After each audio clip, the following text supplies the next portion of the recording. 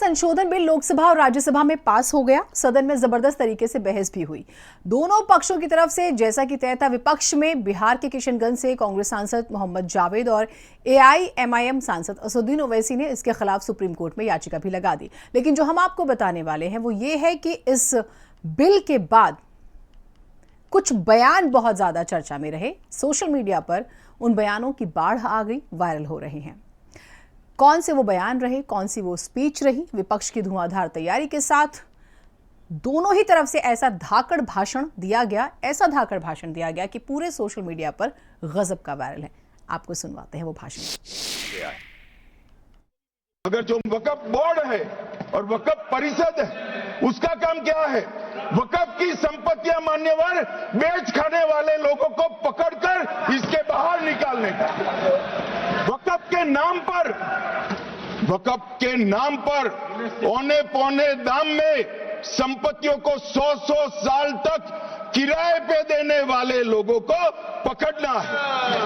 वक्फ का जो पैसा होता है, इनकम जो गिरती जा रही है, जिसके माध्यम से माइनॉरिटी का विकास करना है, माइनॉरिटी को आगे बढ़ाना है, इस्लाम धर्म की सारी धार्मिक संस्थाओं को पुख्ता करना है, ये पैसा जो चोरी होता है ना, उसको पकड़ने का काम वक्फ बोर्ड वक्फ परिषद करे।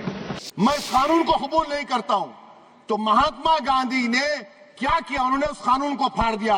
तो मैं गांधी की तरह इस कानून को फाड़ता हूं। ये अनकॉन्स्टिट्यूशनल है सर। इस देश में झगड़े पैदा करने का काम बीजेपी करना चाहती है मस्जिद और मंदिर के नाम पर। इसीलिए मैं इसका कंडेम करता हूं और मैं आपसे गुजारिश करता हूं कि मैंने अपने 10 अमेंडमेंट दी है, आप इसको कबूल करिए सर। मुझे बोलने का मौका दीजिए और उस पर डिवीजन का मैं डिमांड भी करूंगा। Thank you sir. Waqf board, Delhi Waqf board ने क्लेम किया कि ये वक्फ प्रॉपर्टीज है। उसके बाद ये केस चल रहा था अदालत में। उस समय यूपीए सरकार ने पूरा सारा जमीन को डी नोटिफाई करके वक्फ बोर्ड को दे दिया। 123 प्रॉपर्टी।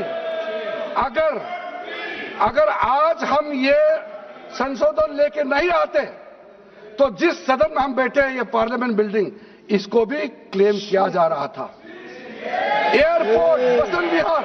लेकिन डॉक्टर बाबा साहब अंबेडकर के संविधान को हर दिन कुचलने वाली ये सरकार देश के मुसलमानों से नफरत में इतनी अंधी हो गई है कि खुलेआम देश की संसद में देश सरकार के माइनॉरिटी मिनिस्टर साहब और होम मिनिस्टर साहब झूठ बोलते हैं और देश को गुमराह करते हैं। झूठ शब्द असत्य बोलते हैं। सरकार ने इस बिल का नाम उम्मीद रखा है। मंत्री जी कल से इसे देश के मुसलमानों के लिए नई उम्मीद बता रहे हैं। नहीं मंत्री जी, न तो ये बिल मुसलमानों के लिए नई उम्मीद है और न ही उम्मीद की नई किरण। लोकसभा में भाजपा सरकार के पास एक भी मुस्लिम सांसद नहीं है। जिस वक्त, मैं लोकसभा कह रहा हूं, सुना करिए, जिस वक्फ बिल को मुस्लिम महिलाओं को हक दिलाने वाला बताया जा रहा है, उसे संसद में पेश करने वाली पार्टी के पास न तो राज्यसभा में, न लोकसभा में, न देश की किसी विधानसभा में एक भी मुस्लिम महिला सदस्य नहीं। हमसे हमारी इबादत गाहें तो मत छीनिए ना, हमारे घरों पे बुलडोजर तो मत चलाइए ना, हमारी कब्रों में तो हमें सुकून से सोने दीजिए ना। कि मैं आज जद पे हूं तो इतना खुशगुमान न हो, मैं आज जद पे हूं तो इतना खुशगुमान न हो, चराग सबके बुझेंगे, हवा किसी की नहीं। नीतीश कुमार जी हो, चंद्रबाबू नायडू जी हो, चिराग पासवान जी हो, जयंत चौधरी जी हो, देवे गौड़ा जी हो, जीतन राम मांझी जी हो, सबको समझना पड़ेगा कि जब जंगल में आग लगती है तो न वो बरगद बचते हैं जो हवा को आंधी में तब्दील करते हैं, न वो बांस बचते हैं जो आपसी रगड़ से चिंगारी पैदा करते हैं। वो पुरानी वाली फिल्म अगर लोगों को याद हो तो मुगले आजम का वो सीन याद आता है कि जब अकबर ने अनारकली को कैद कर लिया तो सलीम कहता है, जब्त मैं करूं जिसकी की जमीन वीरान हो गई है, जब्त वो न करे जिनके सिर्फ शौक के बाद चाहत को ठेस पहुंची है। ये जिल्ले इलाही की बादशाही नहीं बल्कि खुदाई है। मैं कहना चाहता हूं, जो संविधान को न माने, कानून का न माने, इसका मतलब वो अपनी खुदाई में जी रहा है। तो ये वो लोग हैं। और वैसे मैं सभापति महोदय, खुदाई से आजकल बहुत से लोगों को डर लगता है, क्योंकि जहां जहां खुदा है वहां वहां भगवान है। जहां जहां खुदा है वहां वहां भगवान है, बाकी आप सब बहुत बुद्धिमान हैं। अब मैं ये भी बात कहना चाहता हूं, और वैसे आखिर में उस अनारकली को कैद से छुड़ाने के लिए सलीम का एक हिंदू साथी दुर्जन सिंह ही आया था। मैं कह सकता हूं कि वक्फ की इस मुकद्दस जमीन को अगर कैद करके रखा है तो उन चंद लोगों ने जिनके दिमाग आज भी उन चीजों में भरे हुए हैं कि कोई समझता हम तो किसी जमाने में हुक्मरान वक्त थे, कोई कहता हुजूर नवाब थे, कोई कहता बादशाह आलमगीर थे, कोई कहता है बादशाह गाजी जिंदा पीर थे। तो नदीमुल हक साहब ने जो बोला था ना, किसी के बाप का हिंदुस्तान थोड़ी है, बिल्कुल मैं कहना चाहता हूं जिन्होंने इस देश के लिए खून बहाया उनके बाप का हिंदुस्तान है, उस गरीब मुस्लिम कारीगर के बाप का हिंदुस्तान है। पर जो ये कहते हैं कि आगरे का लाल किला किसके बाप ने बनवाया, आगरे का किला किसके बाप ने बनवाया, दिल्ली का किला किसके बाप ने बनवाया, हैदराबाद का चार मीनार किसके बाप ने बनवाया, उसके बाप का यह हिंदुस्तान नहीं है। तो ये वक्फ बिल जो लाया जा रहा है वो अपनी वोट बैंक को संभालने के लिए और समाज को बांट करके ध्रुवीकरण करके राजनीतिक लाभ लेने के लिए लाया जा रहा है। और अगर इसके लिए नहीं लाया होता तो पहले से जो जितने फैसले लिए सरकार ने, क्या उससे देश और प्रदेश में कोई बड़ा बदलाव आ गया है? वक्फ बिल के आने से पूरी दुनिया में एक गलत संदेश भी जाएगा। इससे देश की सेकुलर इमेज को बहुत धक्का लगेगा। वक्फ बिल भाजपा की नफरत की राजनीति का एक और अध्याय है, क्योंकि वक्फ बिल भाजपा के लिए वाटरलू साबित होगा, क्योंकि ऊपर से तो हाँ हाँ कह रहे हैं लेकिन अंदर ही अंदर बहुत सारे साथी सहमत नहीं है कि ये वक्फ बिल जो लेकर के आए कोई उम्मीद लेकर के नहीं आ रहा है।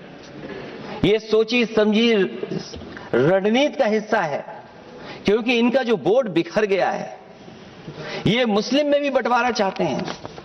मुस्लिम इस्लाम धर्म में कहीं बंटवारा नजर नहीं आता है, लेकिन इनकी कोशिश है कि इस बिल के माध्यम से हम मुस्लिम भाईचारा में भी बंटवारा कर दें। न तेरा है न मेरा है, ये हिंदुस्तान सबका है, नहीं समझी गई ये बात तो नुकसान सबका है। जो आकर मिल गई इसमें वो दिखलाई नहीं देती, जो नदियां मिल गई इसमें वो दिखलाई नहीं देती। महासागर बनाने में मगर एहसान सबका है, महासागर बनाने में मगर एहसान सबका है। कि जो सरकार होती है वो लोगों की माई बाप होती है, मां की तरह ख्याल रखती है, पिता की तरह ख्याल रखती है। लेकिन अगर कोई सरकार अपने बच्चों को उसका गला घोटने पे उतारू हो जाए तो वो फिर सरकार निष्पक्ष सरकार नहीं है, नहीं है मान्यवर, वो सौतेली मां है। धार्मिक संपत्तियों को कब्जा करने की एक कोशिश है। इसलिए इस बिल पर न हिंदू को खुश होना चाहिए, न सिख को खुश होना चाहिए, न ईसाई को खुश होना चाहिए, न जैन को खुश होना चाहिए, न बौद्ध को खुश होना चाहिए, क्योंकि नंबर सबका आएगा। ये लोग राम मंदिर में घोटाला करने वाले लोग हैं, राम मंदिर की जमीन का चंदा खाने वाले लोग हैं सर। ये लोग 2 करोड़ की जमीन 5 मिनट में 18 करोड़ में बेची सर इन लोगों ने। 16.5 करोड़ का घोटाला किया, 18.5 करोड़ में जमीन बेची। ये राम मंदिर में घोटाला करने वाले लोग हैं सर। मान्यवर, अरे प्रभु श्री राम के नाम का पैसा खाते हो तुम लोग। अरे बैठ जाओ, राम मंदिर का पैसा खाते हो। अरे राम मंदिर में घोटाला करते हो, बैठो। अरे राम मंदिर का चंदा खाते हो। अरे चंदा चोरो बैठो, चंदा चोरो बैठो, चंदा चोरो बैठो, बैठो चंदा चोरो, चंदा चोरो बैठ जाओ। चंदा चोर हो तुम लोग चंदा चोरो, चंदा चोरो तुम लोग, चंदा चोरो, चंदा चोरो, चंदा चोरो बैठो। 1 मिनट को प्लीज, चंदा चोरो बैठो। सभापति महोदय, कमाल की बात है, मुसलमान शहरों में रहे, घेट्टो गांव में गया घुसपैठिया, और उनकी संस्थाएं, उनके बारे में जिक्र हो, कहा कि उसमें तो ओपेक नहीं है, सस्पेक्ट है। कॉन्स्पिरेसी के टोन में बात होती है, कॉन्स्पिरेसी के टोन में। हिंदू या मुसलमान के लिए के एहसासात को मत छेड़िए, अपनी कुर्सी के लिए इस जज्बात को मत छेड़िए। हम में कोई हुण, कोई शक, कोई मंगोल, पता करना बड़ा मुश्किल है कौन कहां से। हम में से कोई हुण, कोई शक, कोई मंगोल, दफन है जो बात, अब उस बात को मत छेड़िए। गलतियां बाबर की थी, जुम्मन का घर फिर क्यों जले। ऐसे नाजुक वक्त में हालात को मत छेड़िए। है कहां हिटलर, हलाकू जार या चंगेज खां, मिट गए सब, कौम की औकात को मत छेड़िए। छेड़िए एक जंग, छेड़िए एक जंग मिलजुल कर गरीबी के खिलाफ। दोस्त मेरे मजहबी नगमात को मत छेड़िए। हाथ जोड़ करके, तो हाथ जोड़ के कहता हूं सर, इसको फिर से कंसल्टेशन के लिए भेजिए और एग्जीक्यूटिव के डिसीजन को कमतर करिए, एग्जीक्यूटिव के डिसीजन को, इन्फ्लुएंस को कमतर करिए। और पूरी दुनिया नॉमिनेटेड से इलेक्टेड पे जा रही है, आप इलेक्टेड से नॉमिनेटेड पे जा रहे हो। नॉमिनेटेड लोग बड़े खतरनाक होते हैं, ध्यान रखना सर। कल हमने आपको एक बहुत महत्वपूर्ण खबर दिखाई थी, धन की बारिश